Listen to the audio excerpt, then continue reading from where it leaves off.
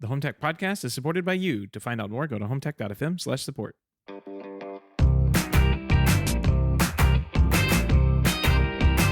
This is the HomeTech podcast for Friday, October 30th, Halloween Eve? Indeed. From Sarasota, Florida, I'm Seth Johnson. From Denver, Colorado, I'm Jason Griffin. How you doing, Seth? Good. Spooky. I'm doing spooky. Yeah. Big plans for Halloween this year? You know, that is the... as we're walking around the neighborhood and we come across other people with their kids walking around the neighborhood, that is the question. What are you doing? The $1 million question. Yeah, what are you doing this year? Yeah. I don't know. I think we're going to see what the neighborhood is up to and maybe stick some candy outside, like, you know, in a little grab bag type situation. But other than that, just kind of basics. My daughter's old enough where she understands that if you walk outside and knock on people's doors now, you get candy. So we'll see how it goes. Yeah. We're in the same place. We're not 100% sure what we're going to do. I've heard there are some people who are like engineering tubes from their door down to the street, and like some sort of little mechanism where people can announce themselves at the sidewalk, and you shoot some candy down the tube. Not sure we're going to go that far. We're looking at some trunk or treat options. Yeah. Sort of more controlled, I guess, than going around to tons of different houses. But I don't know. I'm not getting a costume this year. Just last year, I finally got back into the Halloween spirit and thought, you know what, I'll get a costume this year. But yeah, just not really feeling in the spirit as much this year, unfortunately. But it's always fun. The kids are excited for it. It's an off year. I will be. My daughter was very set on being a purple butterfly, very specific with those directions. And since she got to dictate what I got to be and what mom got to be, my wife's going to be a bumblebee and I'm going to be a caterpillar. So I have. There you go. Yeah, which is good. The insect family. Exactly. Yeah, exactly. I don't mind being the caterpillar because, as you know, Jason, as a parent, caterpillars are very hungry. So I will get all the candy. Your daughter didn't quite think that one through, did she? She did not think it through. Yeah. No, not at all. That'll teach her. It's there in the book. Well, on a different note, before we jump into our headlines this week, we wanted to give a quick shout out. CEDIA results are in. We've got the director, elected director positions on the CEDIA board all filled out, and looks like a really qualified roster here. I wanted to give a special shout out to one member, Eddie Shapiro from Smart Touch, longtime supporter of the show. He was one of the guests that we had on in our sort of unofficial roundtable, our CEDIA wrap-up after the CEDIA virtual event. So you may recognize... After the unofficial CEDIA. Yeah, that's right. The unofficial wrap-up of the unofficial CEDIA. You got it. But yeah, you may recognize that name. He came on that show, and if you're part of the hub or supporter of the show, Eddie's been around for a while. So congrats, Eddie. Yep. We're excited for you. I know you had my support and my vote there, so... we think you'll do a great job. Yeah, absolutely. Beyond that, Seth, what do you say? We want to jump into some HomeTech headlines here? Let's do it. Crestron has announced the launch of its next generation 70 series touchscreens, ushering in a new era of residential control. Available in wall mount and tabletop options, the Crestron 70 series offers a sleek design with more screen and less bezel for users who want the very best in stylish whole home control. So these look pretty nice, Seth. I took a look at these, and they're I got to say, they're pretty slick looking. Yeah, these are some of the better looking touchscreens I've seen in a long time. Crestron's always kind of been on the edge of what the design trends tend to be, and you kind of see the other companies follow up with it. But man, these look slick. I'm looking at both the on-wall version and the tabletop version, which, I mean, this looks like it could come from like Google or not Amazon, but Google or no, not Amazon. Definitely not Amazon. Yeah, but they're pretty nice looking, and some of the other highlights here, they got, as you would expect, faster processing, higher resolution displays. They run the latest Sonos S2 app natively, so they've got sort of deeper integration into Sonos there. I know in the past they've I've heard about this functionality. I think it's existed perhaps on previous models, although I couldn't swear to that. But, well, certainly not with the S2. I should back up a little bit. I know that in the past they've had integration with Sonos where you could run like the native app, because through the API integration, I know sometimes you're limited in terms of what you can find. So having that native integration with the Sonos S2 app is pretty slick as well. And also a proximity sensor, which I think can kind of sound like a small thing, but it's one of those sort of delightful experiences when you walk up to a device and you don't even have to touch it or do anything. It just sort of wakes up and presents itself and is ready for you to use. So they've got that built in there as well. So overall, I think these look like a pretty slick offering from Crestron. Yep, comes black and white, 5, 7, 10-inch sizes, and in both the wall and the tabletop only comes in 7 and 10-inch sizes. So will be available starting October 31st, Halloween. Yeah. And as a quick tease on this same topic, we've actually got John Clancy, the Vice President of Residential at Crestron, a name that many of our listeners are probably very familiar with. We've got him lined up to come on the show next week. Actually met with him today and did a little bit of pre-interview, and he gave me his perspectives on these touch panels and a bunch of other topics that we're going to jump into. So if you're interested in Crestron and what they're doing, and John Clancy's a longtime industry guy, been around for quite a while, be sure to tune in next week. Yep, it should be a good interview. Amazon is working to make it even easier for integrators to purchase its products more efficiently and profitably. Earlier this year, the giant retailer touted its Amazon Business division to integrators for its special pricing and free shipping just for businesses. Now, it's unveiled a new Amazon Pro portal, which includes an array of features, including how-to guides, how to make tax-exempt purchases, and how to track your shipments and orders. So Amazon, as a distributor, I'm totally excited about Amazon getting into this game, but I'm sure. Yeah. I'm sure you're thrilled. Thrilled. Yeah. And I mean, I wonder how popular this will be with integrators. I mean, it seems like a very little downside to this if you do need to provide. I know a lot of times, like, you just have to provide these little ancillary devices, and clients are gonna ask for them, and so being able to source them yourselves, Echoes, Amazon Fire Sticks, Eero, Ring doorbells, surveillance products. These are some of the specific things that the story mentions here from CE Pro. So that portal feature includes business only pricing, tax exemption, fast free shipping options for business, product specs, things of that nature. So I don't know. Probably for most integrators, not a huge deal, but kind of a nice thing to have, I suppose. Right. I mean, Amazon fulfillment, you can't beat that. I mean, it'd be very hard to beat that.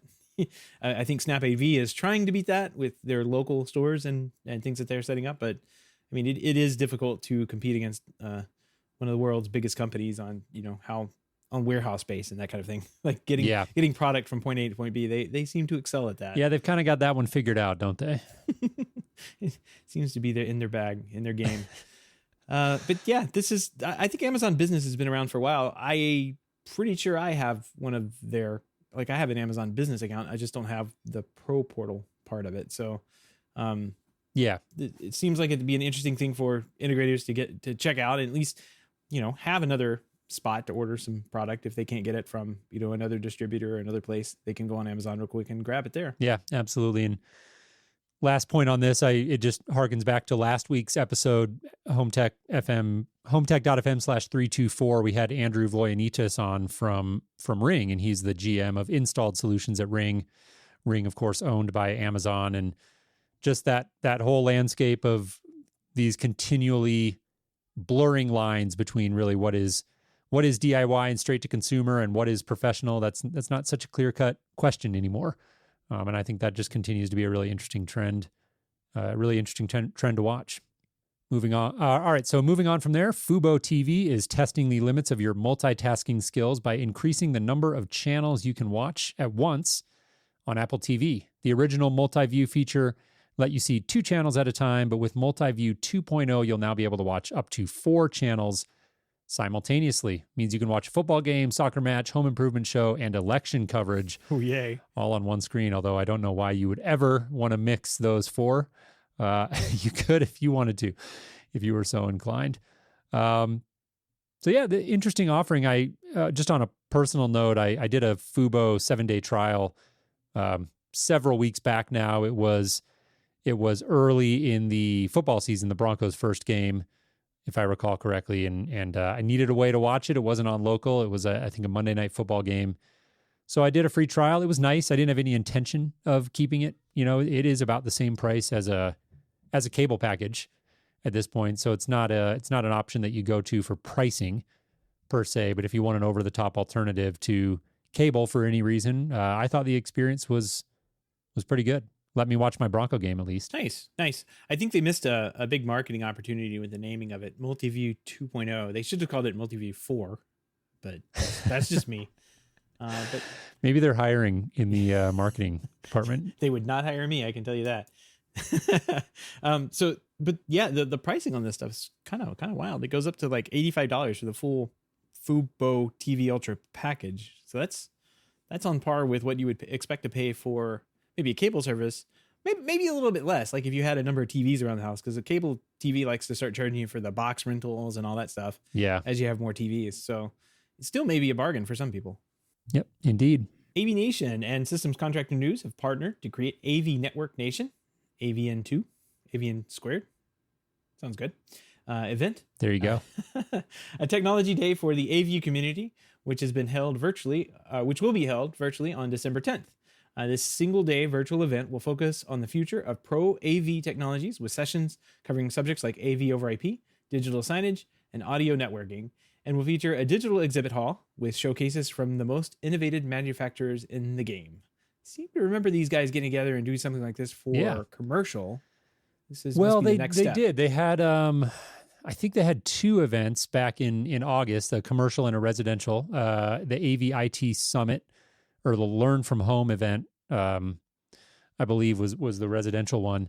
In any event, this story about AVN squared actually came out earlier this month and somehow flew under my radar, but I caught it this week and wanted to mention it because we were at One Vision. We were part of the initial Learn from Home event, and I mean, aside from the fact that we had a lot of fun participating, I just thought it was a cool event. And as we've continued to talk about and kind of monitor the landscape of really what's going on with virtual events and all of that, I think this is kind of an interesting model. We've talked about perhaps things sort of move away from the single big show like the virtual CEDIA and more to manufacturer-specific events like Snap Pro Live recently, and Crestron had their event recently. But there's this other sort of model where an entity like AV Nation, a company like AV Nation, can sort of aggregate educational content from a bunch of different providers. And I think it's really interesting. And the more training and options that we can get in the industry to help people get educated and get shored up on core skills and different technologies, the better.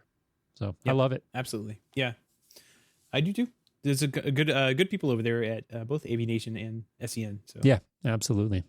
All right, Seth, well, shifting into our last headline here, I thought we might spend a little bit of time on this one. This is the CE Pro mid-year market report came out, and reading from the opening paragraph here, it says, what pandemic? That might be the question many custom integration companies are asking themselves after the first half of 2020. Despite a lull in March and early April due to the coronavirus lockdown, custom integration companies report incredible 9.4% revenue growth for the first 6 months of 2020. Also, dealers report their numbers of installations grew 8.5% between January and the end of June, nearly in lockstep with the revenue growth. And there's a bunch of different highlights here we can talk about, but definitely the big takeaway, and I know on a personal note, Seth, I've been considering myself very fortunate when I get in conversations with other people I meet and sort of talking about COVID or what I do for work, just to work in an industry that has been not only unaffected in a negative way, really, by COVID, but almost helped by it. And of course, it goes without saying, but I'll say it anyways, COVID is a tragedy and in no way a good thing, right? So with that out of the way, though, I think all of us here in this industry can certainly be thankful for what it's meant economically, or the way that we've been able to navigate it. Yeah. I mean, especially considering what, like you said, what has happened both, with the COVID situation for people, and their and living and that kind of thing. Like, there's obviously a tragedy there too. But there's been a ton of, like, if you look at the business side, just strictly staying on the business conversation of things, there's been a ton of like small mom and pop shops that have just gone out of business. I mean, yeah, even national chains of restaurants and clothing stores, retail stores, have just up and disappeared over the past couple of months. But I think, just as surprising as COVID was, I think for I don't know, all of us, this insane anti-recession this industry has experienced over the past couple of months is absolutely wild. I can tell you, on our side, we've done more business than we ever have over the past couple of months. It's just been absolutely insane. And I don't know what the cause of it is. It's a like the stories here says, it's like home builds are up. Home builders didn't stop, it seems. Of course, we were all deemed, what was the term? Essential businesses. So it's kind of like, yes, essential services. Yeah. Some people stopped working, and some people stopped working only for a period of time. But then it seems like everybody got back to it pretty quickly. There were a few shops in a few areas of the country and even outside the country that had to actually shut down for a while. But at least here in the States, it seemed like most guys were just sticking to it, and maybe we're down a week or two, and then after that they were back to work. Yeah. Greg Scott in the chat room says we've been busy. We cannot complete stuff because we cannot get stuff. And so certainly that's been one, it's not all roses. One area certainly hard hit that we've all heard a lot about, and many of us have experienced, of course, is the difficulty getting materials and supply chain issues. The other big one being on the commercial side. Dealers who had a strong sort of presence in business and commercial, or were really reliant on that as part of their core business, have certainly had a much different experience than those who were primarily focused on residential. So the data shows that 15% of dealers have lower commercial revenues in 2020. It says 6.5% of these dealers say business is down by more than 30%. And amongst those dealers, revenues have declined. And that's honestly better than I thought it would be. I mean, no, you're right. I mean, we sell a lot of product both on, like, we're kind of like straddling the quote unquote resi-commercial side right now. And we sell a lot of products that are handled both on like high-end residential and medium-sized, not large-scale commercial, but medium-sized commercial. And it seems like both are still just at it. So I mean, I can imagine this is very regional, and I'm just kind of speaking from the guys that I interact with day to day. But man, it seems like we did not stop this year. Yeah. Like, growth just kept going. Yeah, indeed. Let's see. Some of the other highlights here says 65% of integrators report revenues increased during the first 6 months compared to that time period in 2019. Strong revenue gains in 2020. 15% of integration companies say their revenues are up by 40% or more for the year. Amongst only those integration companies who have experienced revenue increases this year, the median rise is 13.6%. So some good numbers there. I do have to say here that as I was reading all of these numbers and, saw cited multiple times, integrators report that revenues are up, and I do wonder, like, there has to be a range in the quality of the data. If they're sourcing it directly from integrators, and every integrator is obviously running their books a little bit differently, I think you got to take it all through a little bit of a filter and look at these numbers, I would say, more anecdotally than sort of hard quantitative data, right? But with that aside, I mean, qualitative, even if you take it as qualitative data, it looks very encouraging. Like you mentioned, new builds mentioned in this report. New home permit sales are way up. National Association of Home Builders reporting highest confidence increase amongst its members since 2006. So that's interesting. But you look in the chat room here, and Greg again chiming in, so many houses behind on getting the construction to where we need it. Well, they said sales. They didn't say closings. Like, right. They can sell you whatever. I mean, they can sell you anything. That's exactly it. So you just wonder what kind of just, it could just be creating kind of a log jam. Sales are up, but you can't get anything done. And so what is that going to look like 3, 6, 12 months from now? I remember the height of the bubble, 2005, 2006.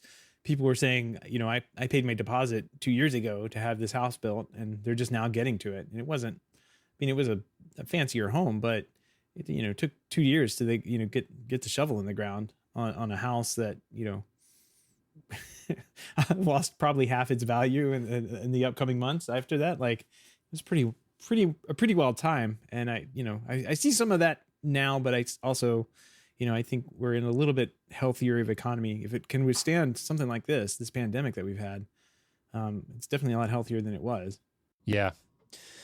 Yeah. Some commentary from the big buying groups. Richard Gleiks from Ozione says it's Christmas. That's very Richard Gleiks thing to say. I love it. We were down 32% in April, 20% and flat in June. But clients finally got fed up and said, come into my home. I want it done now. In July, we were up very nicely. Fourth best month ever, apparently, for Ozione.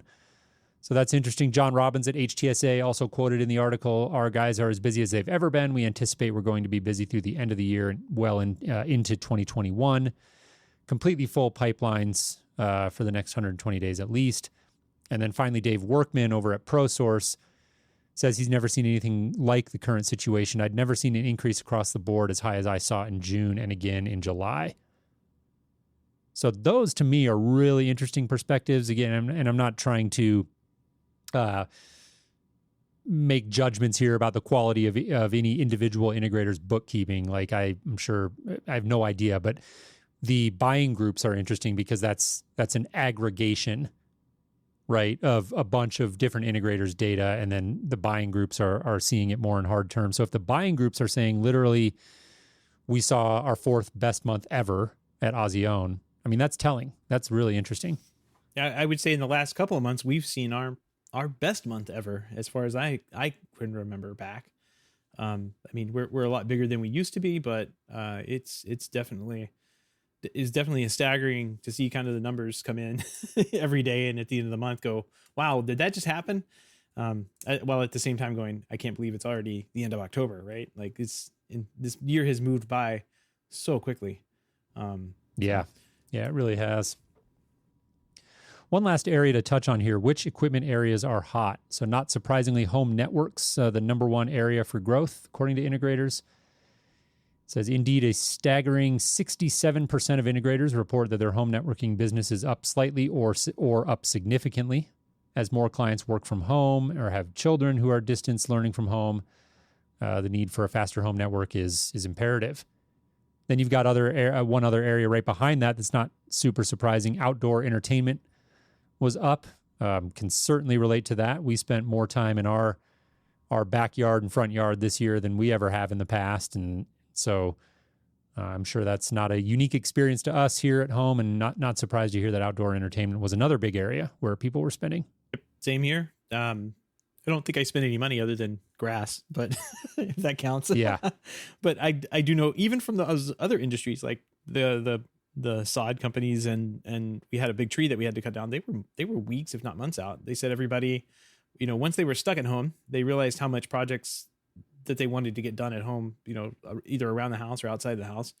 And as people did get more, amenable to having somebody come into the house, or work around the house, that started to happen. And, we saw the results of that. Right. So anyways, really interesting stuff. Again, we'll mention all of this we're reading here from CE Pro. So I want to give them credit here. We'll include a link in the show notes, HomeTech.fm/325. And once again, this is CE Pro's mid-year market report. And some pretty interesting insights, not shocking. Again, anecdotally, we've been hearing a lot about this over the last several months, so none of this was terribly surprising. But I thought CE Pro did a great job of aggregating all the data and distilling it down into a bunch of different insights. So certainly go check that out if you're interested in reading more. Sorry, all the links and topics we've discussed tonight can be found on our show notes at HomeTech.fm/325. While you're there, don't forget to sign up for our weekly newsletter, which includes even further analysis, as well as other industry news that may or may not have made the show. Ugh. Again, that link is HomeTech.fm/325. Absolutely. And don't forget, you can join us live in the chat room on Wednesdays. We typically start around 7:30 p.m. Eastern. Find out more at HomeTech.fm/live. Also follow us on Twitter at HomeTech Podcast if you want to get those real-time updates. We usually try to send out a tweet about 5 or 10 minutes before we get started. Because, Seth, this is a labor of love, and starting at a very specific time every week, as hard as we try, just doesn't always happen. Kids and whatnot. It's a big deal if you don't get dessert in year 3. Yes. It's really big deal, Jason. So. Oh, don't I know it? Well, Jason, got a big pick of the week this week. We were sitting around at work having a fun conversation about automating something. I don't even remember what the original antithesis of this discussion was, but we decided that we should just get a mechanical finger to press buttons for us. And that joke resulted in one of my coworkers, Cody, going out and doing some Google searching, finding a Kickstarter for a thing called SwitchBot, and then finding that the Kickstarter had already made its money, and they've actually developed this product, and it's for sale on Amazon. SwitchBot Smart Switch Button Pusher dash no wiring, wireless app, or time control. Add SwitchBot Hub compatible with Alexa, Google Home, HomePod. If this and that. That's the actual name on Amazon for all the keywords that they need to spike in there, but pretty neat product. That's $29. Get you a mechanical finger that will push a button for you. It's all been done, Seth. I'm convinced. Although I think you could probably give these guys a run for your money by basically copying their product, but then calling it the mechanical finger. Mechanical finger. And I'm looking right now to see. Yeah, I don't know. That domain, there's nothing on it. So there might be like $1 million idea there, Seth. There might be. I mean, if you go ahead and look at the pictures that are associated with this, and there's actually a fun video that you can watch that's even more amazing. I can tell you, Jason, we've been in the wrong business, just completely in the wrong business. If people didn't want their technology hidden, they wanted a giant box on their Switch, and that, a $29 box, 3M taped to a Switch, that's what they're selling. And look at the reviews on this thing. This has like 4.5 stars, 2,500 ratings, and people are really proud of what they've done here. My favorite one is the packing tape.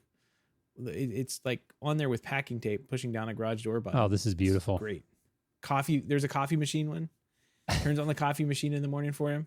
I mean, how can you not love a product like this? I got to tell you, first of all, Seth, mechanicalfinger.com is available. So I don't know. You might want to beat me to that one.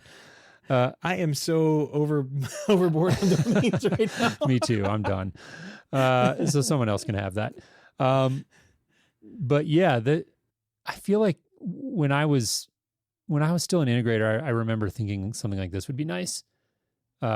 Particularly, like I remember thinking if you could somehow, I'm thinking back to, I haven't seen a DirecTV box in quite a while, but I'm sure they still have the little red button, the little hard red reset button. With the card.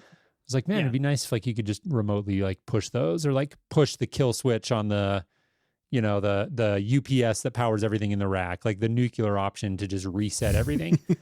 No, it's interesting. It's got great reviews. I mean, $30. So if you just need some way to push a button from your phone, doesn't seem like a bad option. Here's my favorite one. My favorite review is this 5-star review. Works great for devices that are not, quote, smart yet. And this guy has not 1, not 2, not 3, but 4 of these $30 SwitchBots taped onto his I guess it's a pet door or something like that. So he can control the settings of this pet door, based on not being at home. He can let his dog out or in the house if he's not home or not. It's just amazing. Just absolutely amazing. Yeah, this is funny. Look at that. Whatever works, man. Whatever works. Yeah, no doubt. It gets the job done. It's not likely to pass the wife acceptance test, but it's not likely to pass the Seth acceptance test before it even gets to the wife. But I think I'm gonna have to get one of these, though. I think just out of pure necessity, this is one of those museum pieces that's just gonna have to go in. The mechanical finger exhibit. You're calling your shot. You think this one's going in the museum eventually? Yeah, I mean, how can it not? $30? It's got to at some point. It's beautiful. It's absolutely That's beautiful. funny. Good find. Well, like I said, it's all been done. I swear, every idea that I've ever thought of, you go search, it's like somebody's already done it. Anyways. One day. The mechanical finger. All right. If you have feedback, questions, comments, picks of the week, or ideas for a show topic or guest, give us a shout. Our email address is feedback@HomeTech.fm. Once again, that is feedback@HomeTech.fm. And we would love to hear from you. We read all of those emails and would really enjoy hearing a quick note from you. Again, if you have any questions, comments, ideas for show topics or guests, send us a note. We want to give a big thank you to everybody who supports the show, but especially those who are able to financially support the show through our Patreon page. If you don't know about our Patreon page, head on over to HomeTech.fm/support to learn how you can support HomeTech for as little as $1 per month. Any pledge over $5 a month gets you a big shout out on the show, but every pledge gets you an invite to our private Slack chat, The Hub, where you and other supporters of the show can gather every day to talk about mechanical fingers. Sounds riveting. And if there are other ways that you want to support the show, please take a minute to leave us a positive review on iTunes or in your podcast app of choice. Those reviews definitely help more people find the show. So if you find value here in the Home Tech Podcast, please take a minute to go do that. We would really appreciate it. Yeah, well, Jason, that wraps up another week in home technology. I'm sorry, I'm sitting here thinking mechanical fingers, and I'm thinking of like the beds with the quarter, box on the back of them at the sleazy hotels. And I'm like, wasn't that what those things were called? Like mechanical finger beds or something? Oh, boy. Magic fingers or something, I think is what it was. That's funny. Yeah, it's just a vibrating bed is what it was.